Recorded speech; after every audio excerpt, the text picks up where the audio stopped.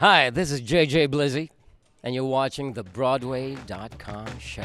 Yeah!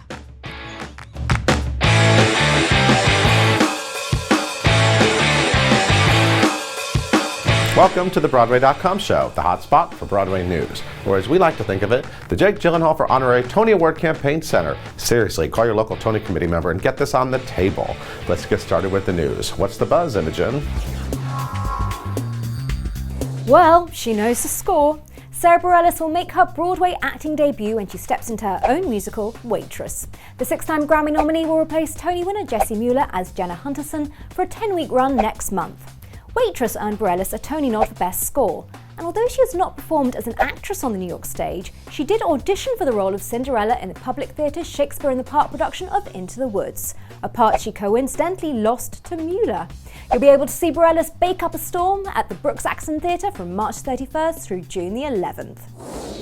Tracy Letts is on a roll. The August Osage County Scribe's newest play, Man from Nebraska, just opened at Second Stage Theater, and his next show has already been announced for Broadway.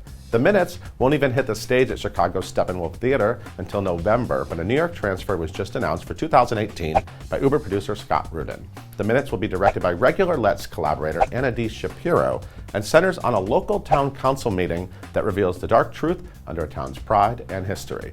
Previews on Broadway start February 6th at a theater to be announced at a future date.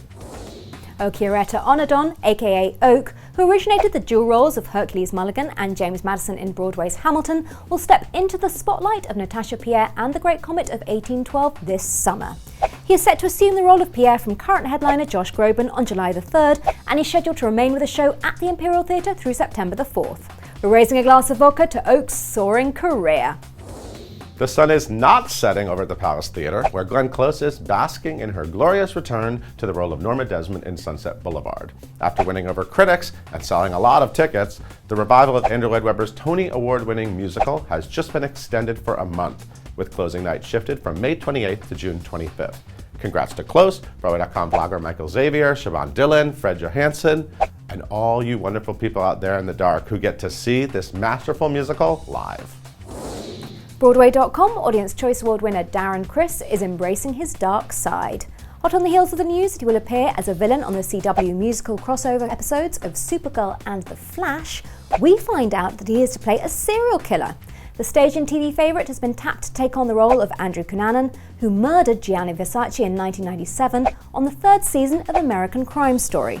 The Ryan Murphy anthology series is expected to go into production next month.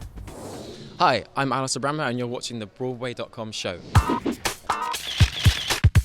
Another week, another Andrew Lloyd Webber milestone. School of Rock, the Broadway hit that's sticking it to the man at the Winter Garden Theater 8 times a week, just reached its 500th performance. To celebrate the occasion, the show's full-sized and pint-sized rockers feasted on cupcakes between performances, as witnessed by Broadway.com photographer Caitlin McNaney. Here's to hundreds more electrifying performances.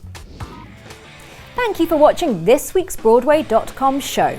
We leave you with Broadway.com Audience Choice Award winner and two-time Tony nominee Laura Osnes singing Who I Was from the upcoming musical Bandstand, accompanied by composer Richard Oberacker.